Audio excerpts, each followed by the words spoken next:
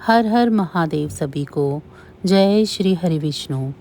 निर्जला एकादशी का व्रत ज्येष्ठ मास के शुक्ल पक्ष की एकादशी तिथि को किया जाता है। हिंदू धर्म में एकादशी व्रत का मात्र धार्मिक महत्व ही नहीं है, यह व्रत मानसिक एवं शारीरिक स्वास्थ्य के नज़रिए से भी बहुत महत्वपूर्ण है। एकादशी का व्रत भगवान विष्णु की आराधना को समर्पित होता है। इस एकादशी के व्रत करके श्रद्धा और सामर्थ्य के अनुसार दान करना चाहिए। इस दिन विधि पूर्वक जल कलश का दान करने वालों को पूरे साल की एकादशियों का फल मिलता है। इस प्रकार जो इस पवित्र एकादशी का व्रत करता है वह समस्त पापों से मुक्त हो जाता है। एक बार बहुभोजी भीमसेन ने व्यास जी के मुख से प्रत्येक एकादशी को निराहार रहने का नियम सुनकर विनम्र भाव से निवेदन किया, महाराज मुझसे तो कोई व्रत नहीं किया जाता, दिन भर बड़ी तीव्र क्षुधा बनी रहती है, अतः आप कोई ऐसा उपाय बतला दीजिए जिसके प्रभाव से स्वतः मेरा व्रत हो जाए। तब व्यास जी ने कहा कि तुमसे वर्ष भर की संपूर्ण एकादशी नहीं हो सकती है तो केवल एक निर्जला कर लो, इससे साल भर की एकादशी करने का समान फल ही हो जाएगा। तब भीम ने वैसा ही किया और स्वर्ग को गए। इसीलिए यह एकादशी भीमसेनी एकादशी के नाम से भी जानी जाती है। निर्जला यानी यह व्रत बिना जल ग्रहण किए और उपवास रहकर किया जाता है। इसीलिए यह व्रत कठिन तप और साधना के समान महत्व रखता है। हिंदू पंचांग अनुसार वृषभ और मिथुन संक्रांति के बीच शुक्ल पक्ष की एकादशी निर्जला एकादशी कहलाती है। इस व्रत को भीमसेन एकादशी या पांडव एकादशी के नाम से भी जाना जाता है। पौराणिक मान्यता है कि 5 पांडवों में एक भीमसेन ने इस व्रत का पालन किया था और वैकुंठ को गए थे, इसीलिए इसका नाम भीमसेनी एकादशी भी हुआ। सिर्फ निर्जला एकादशी का व्रत कर लेने से अधिक मास की 2 एकादशियों सहित साल की 25 एकादशी व्रत का फल मिलता है। जहाँ साल भर की अन्य एकादशी व्रत में आहार संयम का महत्व है, वहीं निर्जला एकादशी के दिन आहार के साथ ही जल का संयम भी जरूरी है। इस व्रत में जल ग्रहण नहीं किया जाता है, यानी निर्जल रहकर व्रत का पालन किया जाता है।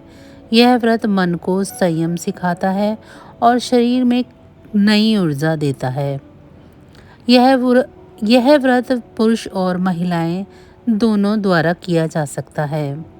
पवित्रीकरण के समय जल आचमन के अलावा अगले दिन सूर्योदय तक पानी नहीं पिएं।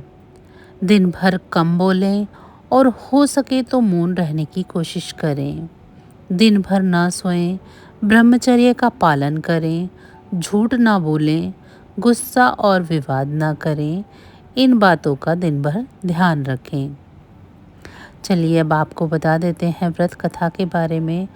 जब वेद व्यास ने पांडवों को चारों पुरुषार्थ धर्म, अर्थ, काम और मोक्ष देने वाले एकादशी का संकल्प कराया था, तब युधिष्ठिर ने कहा, जनार्दन, ज्येष्ठ मास के शुक्ल पक्ष में जो एकादशी पड़ती है, कृपया उसका वर्णन कीजिए। भगवान श्री कृष्ण ने कहा, हे राजन, इसका वर्णन परम धर्मात्मा व्यास जी करेंगे, क्योंकि ये संपूर्ण शास्त्रों के तत्त्व और वेद वेदांगों के पारंगत विद्वान हैं। तब वेद व्यास जी कहने लगे, कृष्ण और शुक्ल पक्ष की एकादशी में अन्न खाना वर्जित है। द्वादशी को स्नान करके पवित्र होकर फूलों से भगवान केशव की पूजा करें। फिर पहले ब्राह्मणों को भोजन देकर अंत में स्वयं भोजन करें। यह सुनकर भीमसेन बोले, परम बुद्धिमान पितामह, मेरी उत्तम बात सुनिए। राजा युधिष्ठिर, माता कुंती, द्रौपदी, अर्जुन, नकुल और सहदेव ये एकादशी को कभी भोजन नहीं करते थे तथा मुझसे भी हमेशा यही कहते हैं कि भीमसेन एकादशी को तुम भी ना खाया करो, परंतु मैं उन लोगों से यही कहता हूँ कि मुझसे भूख नहीं सही जाएगी। भीमसेन की बात सुनकर व्यास जी ने कहा, यदि तुम नरक को दूषित समझते हो और तुम्हें स्वर्गलोक की प्राप्ति अभीष्ट है तो दोनों पक्षों की एकादशियों के दिन भोजन नहीं करना चाहिए। भीमसेन बोले, महाबुद्धिमान पितामह, मैं आपके सामने सच कहता हूँ, मुझसे एक बार भोजन करके भी व्रत नहीं किया जा सकता, तो फिर उपवास करके मैं कैसे रह सकता हूँ। मेरे उदर में वक्र नामक अग्नि सदा प्रज्वलित रहती है, अतः जब मैं बहुत अधिक खाता हूँ तभी यह शांत होती है। इसीलिए महामुनि, मैं पूरे वर्ष भर में केवल एक ही उपवास कर सकता हूँ, जिससे स्वर्ग की प्राप्ति सुलभ हो तथा उसके करने से मैं कल्याण का भागी हो सकूँ। ऐसा कोई एक व्रत निश्चय करके बताइए, मैं उसका यथोचित रूप से पालन करूँगा। व्यास जी ने कहा, भीम, ज्येष्ठ मास में सूर्य वृष राशि पर हो या मिथुन राशि पर शुक्ल पक्ष की जो एकादशी हो उसका यत्न पूर्वक निर्जल व्रत करो। केवल कुल्ला या आचमन करने के लिए मुख में जल डाल सकते हो, उसको छोड़कर किसी प्रकार का जल विद्वान पुरुष मुख में न डाले, अन्यथा व्रत भंग हो जाता है। एकादशी को सूर्योदय से लेकर दूसरे दिन के सूर्योदय तक मनुष्य जल का त्याग करें तो यह व्रत पूर्ण होता है।